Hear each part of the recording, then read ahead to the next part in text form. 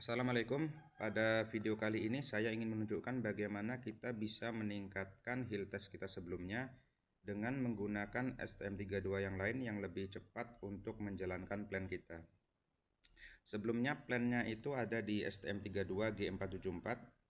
Sekarang saya pindah ke STM32 H7R3. STM32 H7R3 ini clock speednya mencapai 600 MHz, sementara yang G474 hanya 170 MHz.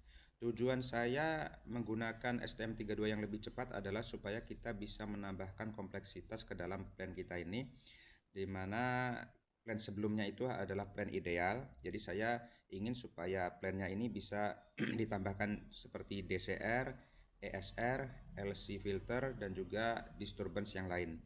Sehingga nanti saat kita memvalidasi controller yang ada di F411 ini, hasil validasinya tidak terlalu optimistik tetapi lebih realistik.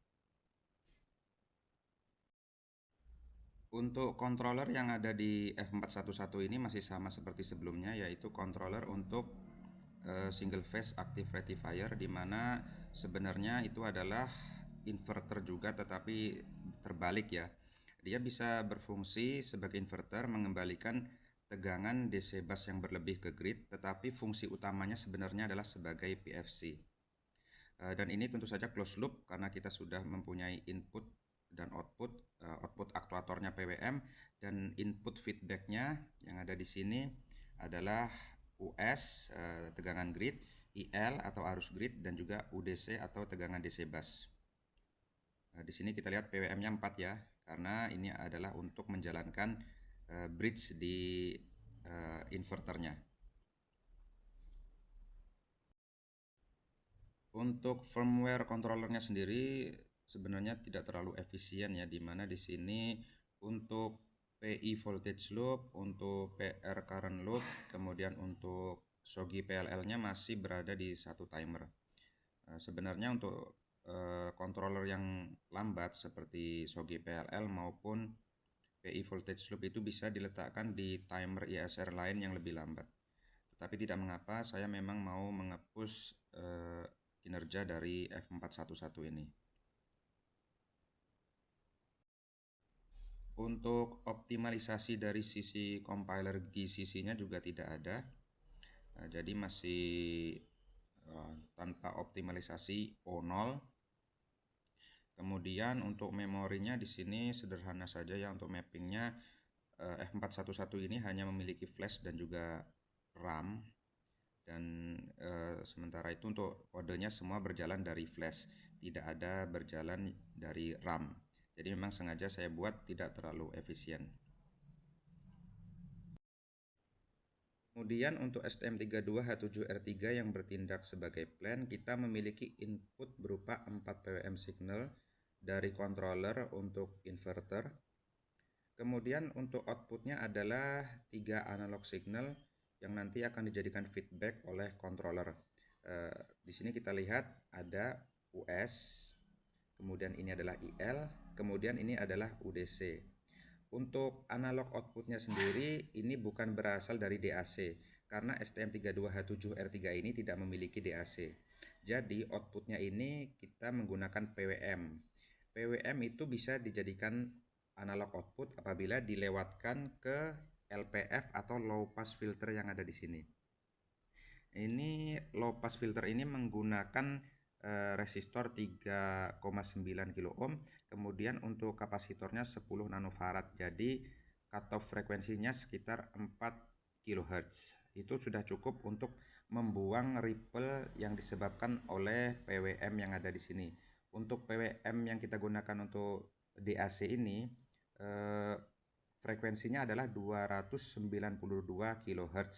Sementara untuk timer yang kita gunakan sebagai update, sebagai periode untuk update integrator itu sendiri, clocknya adalah 200 kHz.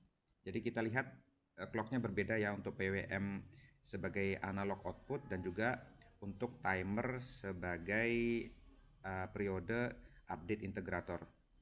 Tetapi ini tidak mengapa, dikarenakan di sini nanti update-nya itu tetap menggunakan DT atau time step yang sama, yaitu 5 mikrosecond. Jadi di sini nanti outputnya tetap 50 Hz baik untuk US, IL maupun IL ya.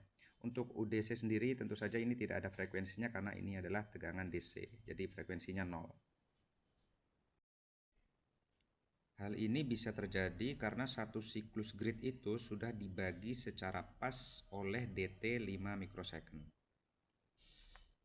Kemudian untuk mapping memori di STM32H7R3 ini agak kompleks ya. Di sini dia memiliki flash yang kecil saja yaitu 64 KB, sehingga di sini ditambahkan oleh WX 8 MB external memory flash. Kemudian di internalnya sendiri ada ITCM, DTCM, aksi RAM, kemudian juga backup RAM. Untuk optimalisasi kecil yang saya lakukan adalah saya meletakkan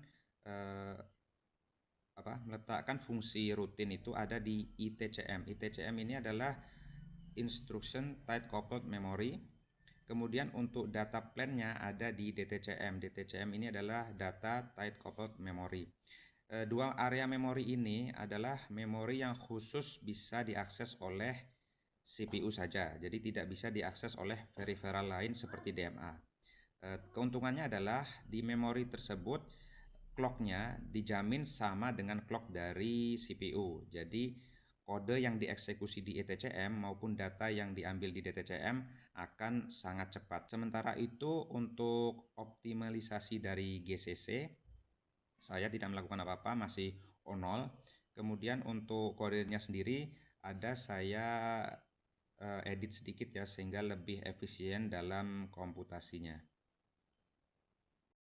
Baiklah, kita akan mulai mengetes untuk controller kita. Di sini kita lihat ini adalah saat controller mati, bisa kita lihat arus itu hanya masuk saat tegangan dari grid itu dekat dengan tegangan puncak. Jadi di sini PFC-nya mati ya, controllernya mati. Kita akan menyalakan controllernya. Nah, bisa kita lihat saat controllernya menyala, maka arus itu akan satu fase dengan tegangan dari grid. Dengan demikian maka power faktornya akan menjadi 1. Bisa kita lihat juga untuk arusnya ini agak terangkat ke atas ya, ada bias, ada DC biasnya. Ini dikarenakan numerical yang ada di dalam plan, dimana tidak ada DCR untuk membuang DC bias dari arusnya ini. Kondisi running.